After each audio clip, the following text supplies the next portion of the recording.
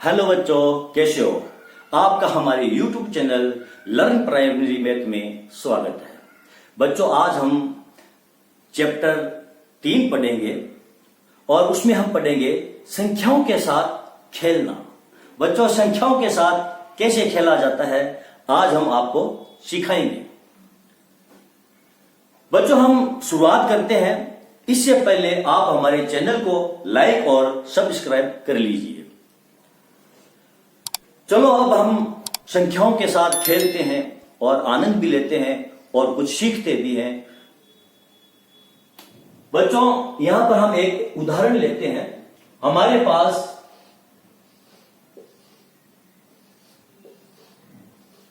पास ये 6 अमरूद है। हमारे पास ये 6 अमरूद है। अब हम इन 6 अमरूदों को पंक्तियों में सेट करना चाहते हैं और इस प्रकार सेट करना चाहते हैं कि प्रत्येक पंक्ति में अमरूदों की जो संख्या है वो इक्वल होनी चाहिए, वो समान होनी चाहिए। तो हम इसको किस किस रूप में व्यवस्थित कर सकते हैं, पंक्तियां कैसे बना सकते हैं, कितने कितने अमरूदों को एक एक पंक्ति में हम व्यवस्थित कर सकते हैं। चलो बच्चों, हम आज इसको देखते हैं। अगर हम एक एक अमरूद को एक एक पंक्ति में रखना चाहे तो हम कैसे रखेंगे? 1, 2, 3, 4, 5 और ये 6। हमारे पास कितनी पंक्तियां बनी? 1, 2, 3, 4, 5, 6। यदि हम एक पंक्ति में एक अमरूद को रखते हैं तो हमारे पास 6 पंक्तियां बन जाएगी। यदि हम एक पंक्ति में 2 अमरूदों को रखना चाहें, मान लो 1, 2, 1, 2, 1, 2, ये हमारे 6 अमरूद हो गए। और पंक्तियां कितनी बनी? 1 पंक्ति, 2 पंक्ति और 3 पंक्ति। यदि हम बच्चों इन 6 अमरूदों को 2-2 के जोड़े में रखना चाहते हैं तो फिर हमारे पास ये 3 पंक्तियां बनती है। यदि हम इन अमरूदों को 3-3 के जोड़े में अगर हम रखना चाहें तो फिर कितनी पंक्तियों में हम इन अमरूदों को रख सकते हैं? 1, 2, ये 3, 1, 2, ये 3। कितनी पंक्तियां बनी? 2 पंक्तियां बनी। और एक पंक्ति में हमारे पास कितने अमरूद आए?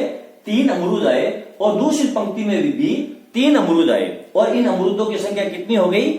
6 हो गई है। ये कितने अमरूद थे हमारे पास? ये 6 अमरूद थे। और ये भी 6 अमरूद आ गए हैं। ये 6 और ये भी 6 अमरूद हमारे पास आ गए हैं। बच्चों, अब यदि हम ये चाहते हैं कि चलो सभी अमरूदों को इकट्ठा एक ही लाइन में रख दे तो फिर एक साथ हम इनको ऐसे रख सकते हैं। और जो पंक्ति की जो संख्या होगी वो कितनी होगी? वो एक पंक्ति होगी। बच्चों, अगर हम ये चाहें कि चलो 4-4 अमरूदों को हम रख लेते हैं या व्यवस्थित कर लेते हैं तो फिर 1, 2, 3, 4 ये हमारी पहली पंक्ति हो गई है। अब दूसरी पंक्ति में 1, 2। बच्चों, अमरूदों की जो संख्या थी वो हमारे पास खत्म हो चुकी है। 1, 2, 3, 4, 5, 6 अमरूद हमारे पास पूरे हो चुके हैं और ये जो पंक्ति है ये अधूरी रह गई है। तो फिर हम इसको बराबर संख्या में इस हिसाब से हम नहीं रख सकते हैं। तो इसके ज्यादा से ज्यादा जो हमको रूप प्राप्त हुए हैं एक साथ रखने के वो कितने हुए? या तो हम एक एक अमरूद को, ये हमारे पास है अमरूद, और ये हमारे साथ होगी पंक्ति, ये हो गई पंक्तियां। यदि हम एक एक अमरूद को रखना चाहें तो हमारे को 6 पंक्तियां प्राप्त होगी। यानी एक एक अमरूद के लिए 6 पंक्तियों की आवश्यकता होगी। 6 पंक्तियों में हम एक एक अमरूद को रख सकते हैं। दूसरी स्थिति हमारे पास क्या हुई? यदि हम 2-2 अमरूद को रखें, चलो इसको हम मल्टीप्लाई कर देते हैं, ये हमारे 6 अमरूद हो गए हैं।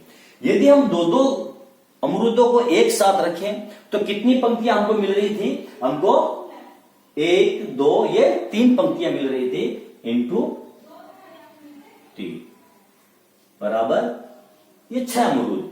यदि हम तीन तीन अमरूदों को हम एक साथ रखते हैं तो हमको कितनी पंक्तियां मिलती है? 2 पंक्तियां। यदि हम तीन तीन अमरूदों को एक साथ रखते हैं तो ये 2 पंक्ति हो गई और हमारे अमरूद ये 6 हो गए। यदि हम 6 अमरूदों को एक साथ इकट्ठा करके रखते हैं, 6 अमरूदों को एक साथ रखते हैं तो फिर पंक्तियों की संख्या 1 होगी और हमारे अमरूदों की संख्या 6 होगी। बच्चों हम देखते हैं हर एक स्थिति में हमारे अमरूदों की जो संख्या प्राप्त हुई है वो 6 है। आप यहां पर देखिए हर एक कंडीशन में हमारे जो 6 अमरूद है इन टुकड़ों में समायोजित हो गए हैं। इसका मतलब यह हुआ कि यदि हम हमारे ये जो 6 अमरूद है इसको हम डिवाइड करना चाहें समान मतलब कि लाइनों में, तो फिर हम इस रूप में समान कर सकते हैं। इसका मतलब यह हुआ ये जो संख्याएं हैं, ये जो 6 है ये 2 और 3 का एक गुणनफल भी है। ये हम ये कह सकते हैं ये जो 6 है इसको 2 और 3 के अंदर हम तोड़ सकते हैं, खंडित कर सकते हैं, ठीक है। और 3 और 2 के रूप में भी इसको खंडित कर सकते हैं, या फिर 1 और 6 के रूप में और 1 और 6 के रूप में इसको खंडित कर सकते हैं। तो फिर हमको क्या क्या मिला यहां पर? 1 2 3 और ये 4 संख्या हमको मिली, 1 2 3 और 6।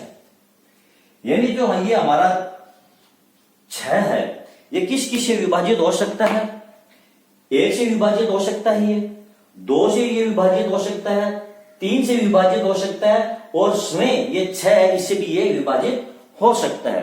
बच्चों ये जो संख्याएं हैं जिनसे ये 6 पूरा पूरा विभाजित होता है, ये संख्याएं इस 6 के क्या कहलाएगी? इन्हीं को हम क्या कहते हैं? गुणनखंड कहते हैं, गुणनखंड।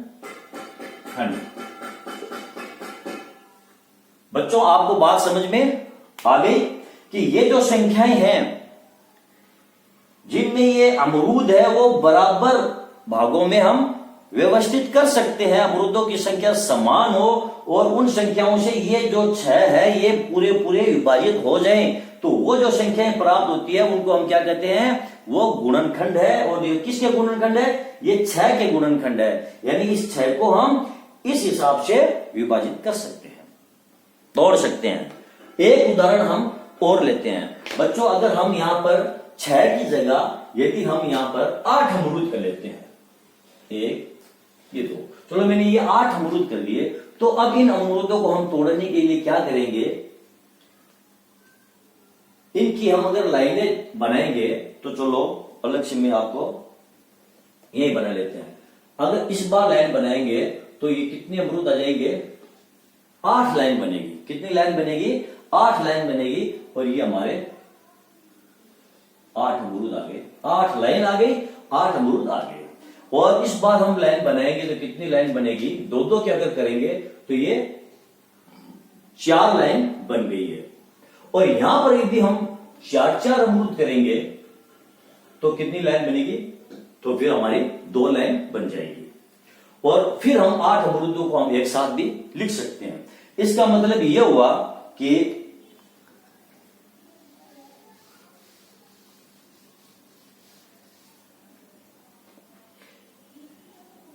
1 × 8 यानी एक एक अमरूद को 8 लाइनों में हम रख सकते हैं, 8 पंक्तियों में रख सकते हैं।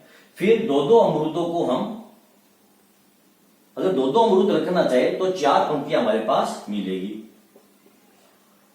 अब 3-3 अमरूद हम रख नहीं सकते क्योंकि वो बराबर फिर समायोजित होंगे नहीं, तो हम 4-4 अमरूदों को हमने रखा था, यहां पर रखा था हमने 4-4 को, तो फिर कितनी पंक्तियां बनेगी? 2 पंक्तियां बराबर 8 अमरूद। और यदि हम 8 अमरूदों को एक साथ रख देते हैं तो फिर हमारे पास 1 पंक्ति बनेगी और हमारी 8। अब हम देखते हैं कि ये जो 8 है, 1 2 4 और 8, 1 2 4 और 8 है, ये 8 के क्या हुए हैं? ये गुणनखंड है। ये क्या है? हो सकता है नीचे ये नजर नहीं आ रहा होगा तो मैं यहां पर लिख देता हूं, 1 2 4 और 8। यहां पर हम एक चीज देख रहे हैं बच्चों, ये जो 8 है इसके जब हमने गुणनखंड किए हैं तो इसमें 1 आ रहा है और स्वयं ये संख्या खुद 8 आ रही है। और जब हमने 6 के गुणनखंड किए थे तब इसमें भी 1 आ रहा है और समय ये संख्या 6 आ रही है। तो हमें इससे क्या क्या चीजें प्राप्त होती है, इससे क्या क्या सिद्ध होता है, चलो हम देखते हैं। यहां पर मैंने कुछ पॉइंट लिखे हैं, हम इन पॉइंटों के ऊपर एक एक करके नजर डालते हैं। एक बार आप इसको एक बार समझ लो बच्चों, ताकि हम इनके ऊपर एक एक करके एक एक जो पॉइंट दिया हुआ है हमारा ABCDE, इन सभी को हम समझने की कोशिश करेंगे। चलो बच्चों, एक प्रत्येक संख्या का एक गुणनखंड होता है।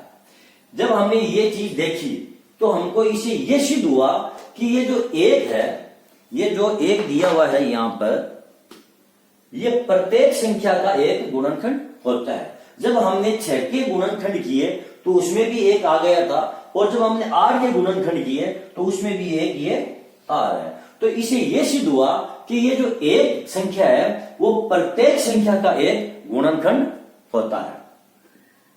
दूसरा हमने इसमें क्या देखा, प्रत्येक संख्या स्वयं का अपना एक गुणनखंड होती है। बच्चों यहां पर देखो, जब हमने 6 के गुणनखंड किए तो इसमें देखो 6 भी है, 8 के जब हमने गुणनखंड किए तो इसमें ये 8 भी है। तो इसे क्या सिद्ध हुआ, इसे यह सिद्ध हुआ कि प्रत्येक जो संख्या होती है वो स्वयं अपना एक गुणनखंड होती है। हम जब आगे एग्जाम्पल देखेंगे, जब हम उदाहरण देखेंगे तो उसमें ये चीजें और ज्यादा आपको क्लियर हो जाएगी। अगला पॉइंट हम देखते हैं, एक संख्या प्रत्येक गुणनखंड, एक संख्या का प्रत्येक गुणनखंड उस संख्या का एक पूर्ण विभाजक होता है। इसका मतलब क्या हुआ बच्चों, संख्या ये जो 8 थी, इसके जो गुणनखंड है 1, 2, 4, 8। संख्या ये जो 6 थी, इसके जो गुणनखंड है 1, 2, 3 और 6। ये जो प्रत्येक गुणनखंड है ये इस संख्या 6 का पूर्ण विभाजक है। ये जो 1, 2, 4, 8 है, ये जो दी हुई संख्या है 8, इसके पूर्ण विभाजक है।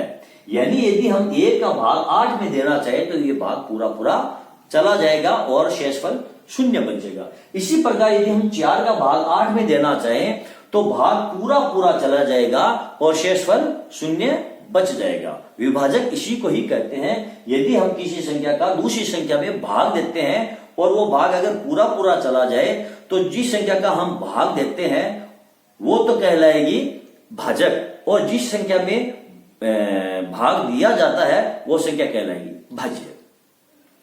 तो क्या होती है, ये पूर्ण विभाजक है। एक दी हुई संख्या का प्रत्येक गुणनखंड उस संख्या से छोटा या उसके बराबर होता है। यहां पर एक चीज और सिद्ध हुई है कि ये जो संख्या 8 है, इसके जब हमने गुणनखंड किए तो या तो वो जो गुणनखंड प्राप्त हमको हुए हैं या तो वो उस संख्या से छोटे हैं, यानी इस 8 से छोटे हैं, या फिर इस 8 के बराबर है। यानी जो गुणनखंड हमको प्राप्त हुए हैं वो दी गई संख्या से कभी भी बड़े नहीं हो सकते। आप इस बात को अच्छी तरह से समझ लो। यानी किसी भी दी हुई संख्या के प्रत्येक गुणनखंड, किसी भी दी गई संख्या के प्रत्येक गुणनखंड या तो उस संख्या से छोटे होंगे या फिर उस संख्या के बराबर होंगे। उस संख्या से बड़े कभी भी नहीं हो सकते हैं। यहां पर हम देख सकते हैं 8 के जब हमने गुणनखंड किए तो 1, 2, 4, 8, 1, 2, 4 ये तो 8 से छोटे हैं और ये जो 8 है ये 8 के बराबर है। इसी प्रकार हमने जब 6 के गुणनखंड किए थे तो 1, 2, 3 और 6 प्राप्त हुए।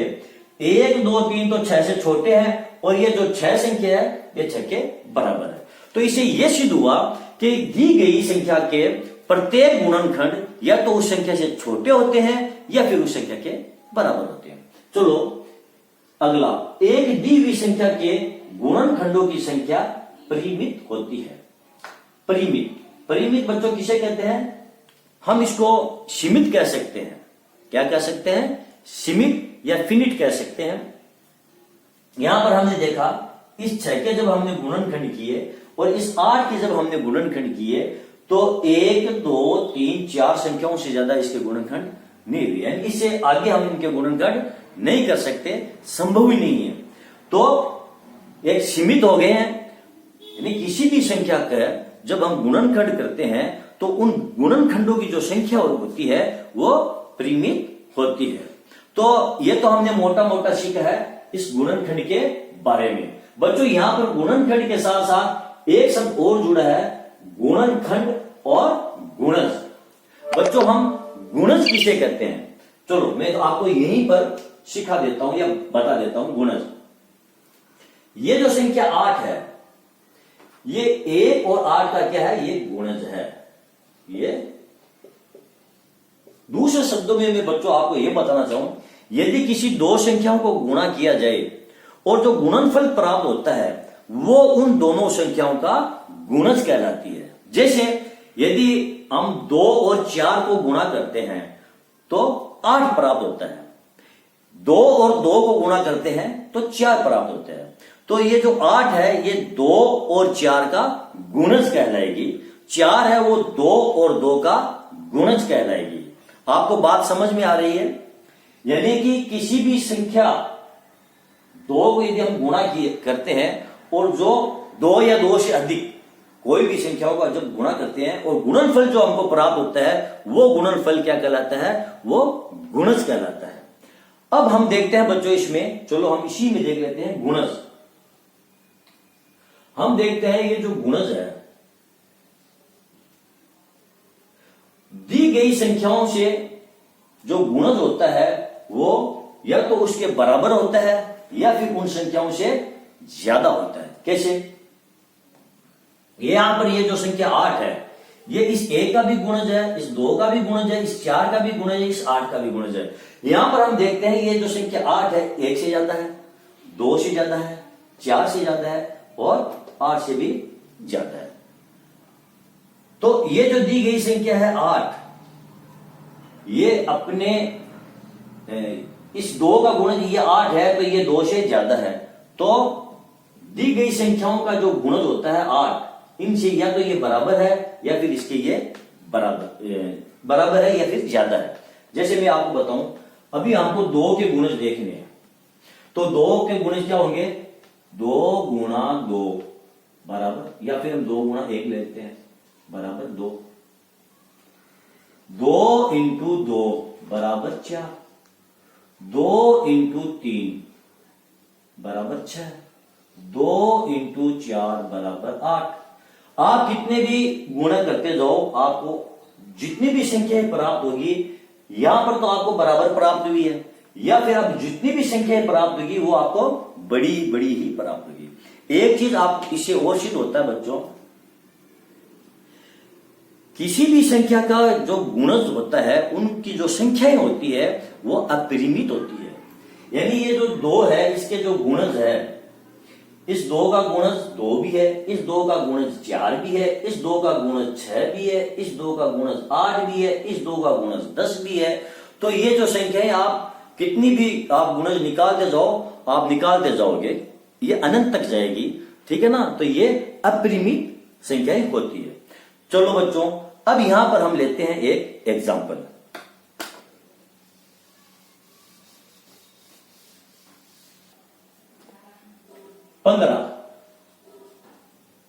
पंद्रह के अगर हम गुणनखंड देखें बच्चों तो 15 के एक गुणनखंड तो 1 है, यानी 1 का भाग 15 में जा सकता है। दूसरा इसका गुणनखंड है 3, यानी 3 का भाग अगर हम 15 में देते हैं तो कितनी मर्तबा जाएगा, 5 मर्तबा। दूसरा इसका गुणनखंड होगा वो 5, यानी 5 से भी ये संख्या कट सकती है और खुद 15 से ये संख्या कट सकती है। बच्चों जैसे मैंने आपको बताया था, संख्या 1 सभी संख्याओं का एक गुणनखंड होती है। जब मैंने 15 का ये गुणनखंड किया तो इसमें भी 1 है, और जब मैंने 36 का किया तो इसमें भी 1 है। तो इसे ये और बात क्लियर हो गई और बात सिद्ध हो गई कि 1 जो है वो सभी संख्याओं का एक गुणनखंड है। दूसरी चीज हमने यहां पर ये देखी कि इस जब 15 का हमने गुणनखंड किया तो 15 भी इसका एक गुणनखंड है। क्यों? क्योंकि ये 15 जो है इस 15 का एक विभाजक है। इस 15 का अगर हम इस 15 में भाग दें तो भागफल पूरा पूरा चला जाता है। तो कोई भी संख्या है वो खुद का एक गुणनखंड होती है। इससे ये सिद्ध हो गया। क्यों? 36 जब हमने लिया था तो यहां पर खुद 36 इसका एक गुणनखंड है। यदि हम इस 36 का भाग इसमें देंगे तो भाग पूरा पूरा चला जाएगा। तो ये 36 इसका एक गुणनखंड होगी। बच्चों ये मैंने आपको अभी 2 एग्जाम्पल बताए हैं। एक एग्जाम्पल मैं आपको गुणज का बताता हूं। अगर आपको ये पूछ लिया जाए कि संख्या 6 है, 6 के प्रथम 5, संख्या 6 के प्रथम 5 गुणज लिखो, तो हम कैसे लिखेंगे? पहला गुणज इसका हो जाएगा 6 इंटू 1, कितना हो जाएगा? बराबर 6। दूसरा हो जाएगा 6 इंटू 2 बराबर 12। तीसरा कितना हो जाएगा? 6 इंटू 3 बराबर 18। और चौथा 6 इंटू 4 बराबर 24। और पांचवा 6 इंटू 5 बराबर 30। ये जो प्राप्त हुए, इस प्रकार बच्चों अगर हम इसके गुणज निकालना चाहें तो अनंत तक आप निकालते जाओ, इसकी कोई सीमा नहीं है। इसलिए किसी संख्या के गुणजों की संख्या जो होती है वो क्या होती है? अपरिमित होती है।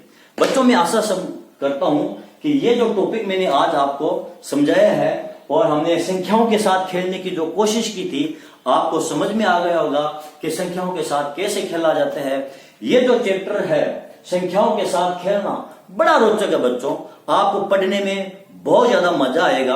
आप मेरे चैनल को देखते रहो और आनंद उठाते रहो। आप जैसे जैसे मेरे चैनल को आगे देखते रहोगे आपको हर एक चीज क्लियर होती जाएगी। और बच्चों आपको कुछ भी अगर दिक्कत हो तो आप मुझे कमेंट बॉक्स में कमेंट कीजिए, आपके हर एक सवाल का जवाब दिया जाएगा, आपकी हर एक दिक्कत दूर कर दी जाएगी। चलो बच्चों अभी तो ये हमारी इस अध्याय की शुरुआत थी। आगे आगे हम देखते हैं इसमें क्या क्या पॉइंट आते हैं और हम उन पॉइंटों को कैसे हल करते जाते हैं। तब तक के लिए बच्चों आप हमारे चैनल को लाइक और शेयर कर दीजिए और हमारे अगले वीडियो का आप इंतजार कीजिए। तब तक के लिए धन्यवाद।